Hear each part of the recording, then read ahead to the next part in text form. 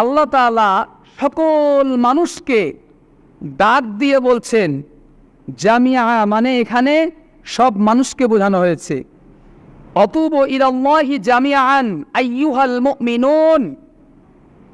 আইয়ুহাল মুমিনুনা লাআল্লাকুম তুফলিহুন। আল্লাহ বলছেন অতুবু ইলাল্লাহ, তোমরা আল্লাহর নিকটে তওবা করো, ফিরে আসো। আইয়ুহাল মুমিনুন জামিআ আইয়ুহাল মুমিনুন, তার মানে সকল মানুষকে আল্লাহ ডেকে বলছেন, সকল মুমিন মুমিনাতকে আল্লাহ ডেকে বলছেন যে জামিয়া আইয়ুহাল মুমিনুন, তোমরা সবাই কি করো, আল্লাহ তাআলার কাছে ফিরে আসো, ক্ষমা চাও। তাহলে কি হবে?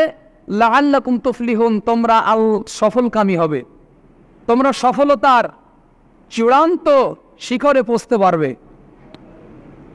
সম্মানিত হাজিরিন, তাহলে আল্লাহ তাআলা এখানে সুন্দরভাবে বলছেন যে হে মানুষ সকল, হে মুমিন মুমিনাত, তোমরা আল্লাহর নিকটে ফিরে আসো। তোমরা অপরাধ করেছো, অনুতপ্ত হয়ে একটিবারের জন্য আল্লাহ তাআলার কাছে স্যালেন্ডার হয়ে তোমরা যথারীতি আল্লাহর কাছে ক্ষমা চাও।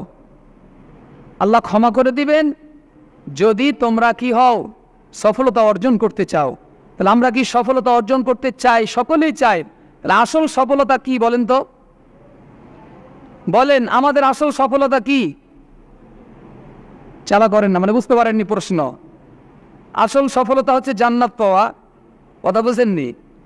আমাদের আসল সফলতা তো তখন, মানে প্রত্যেকটি মুমিন মুমিনাতের সফলতা অর্জন হবে কখন? যখন আমরা জান্নাতে প্রবেশ করব, নাকি? দুনিয়ার সফলতা তো অনেক আছে, কিন্তু পরকালীন সফলতা হচ্ছে কি? জান্নাত পাওয়া। এটা আমাদের সবচেয়ে বড় সফলতা। আর কি হতে পারে জান্নাত ছাড়া? তাহলে জান্নাতে আমরা প্রবেশ করব, এটা আমাদের জন্য সবচাইতে বড় সফলতা। এর চাইতে দ্বিতীয় আর কোনো সফলতা নাই। কারণ জান্নাতে যাওয়ার জন্যই তো আমাদের এই যে কষ্ট করে সালাত পড়তে এসেছেন। কি জন্য এসেছেন? নেকির জন্য তো, তাই না? নেকির জন্য, গুনাহ মাফের জন্য, ক্ষমার জন্য, তওবা করার জন্য। তওবা করার উত্তম একটি সময় হলো শুক্রবারের দিন। আল্লাহর কাছে ক্ষমা চান, বলেন আস্তাগফিরুল্লাহ ওয়া আতুবু ইলাইহি, আস্তাগফিরুল্লাহাল্লাযী লা ইলাহা ইল্লা হুয়াল হাইয়ুল কাইয়্যুম ওয়া আতুবু ইলাইহি। এভাবে করে আল্লাহ তাআলার কাছে ক্ষমা চান, আল্লাহ অবশ্যই আমার আপনার কথা শুনবে। আলাম ইয়ালামু আন্নাল্লাহ, আল্লাহ তাআলা বলছেন হুয়া ইয়াকবালু তাওবাতা আন ইবাদিহি ওয়া ইয়াখুযুস সাদাকাতি ওয়া আন্নাল্লাহা হুয়াত তাওয়াবুর রহিম। আল্লাহ তাআলা বলছেন যে তারা কি জানে না যে আল্লাহ তার বান্দার তওবা কবুল করে থাকেন? আল্লাহ বলছেন আলাম ইয়ালামু আন্নাল্লাহ, তারা কি জানে না? তারা কি এই বিষয়ে জ্ঞান রাখে না?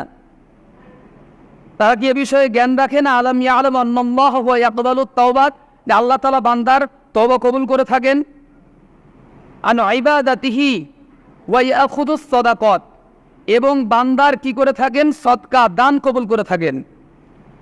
ওয়া আন্নাল্লাহা হুয়াত তাওয়াবুর রহিম, নিশ্চয় আল্লাহ তাআলা হচ্ছেন ক্ষমাশীল, দয়ালু। তাহলে আল্লাহ তাআলা তওবা কবুল করেন। কেউ যদি অজ্ঞতাবশত ভুল করে থাকে, কেউ যদি অন্যায় করে থাকে, তাহলে আল্লাহ সুবহানাহু ওয়া তাআলার কাছে যদি সে ক্ষমা চায়, আল্লাহ তাআলা ক্ষমা করার জন্য সদা সর্বদা কি আছেন? প্রস্তুত আছেন। এ কথা এখানে বলা হচ্ছে যে আল্লাহ ক্ষমাশীল এবং দয়ালু।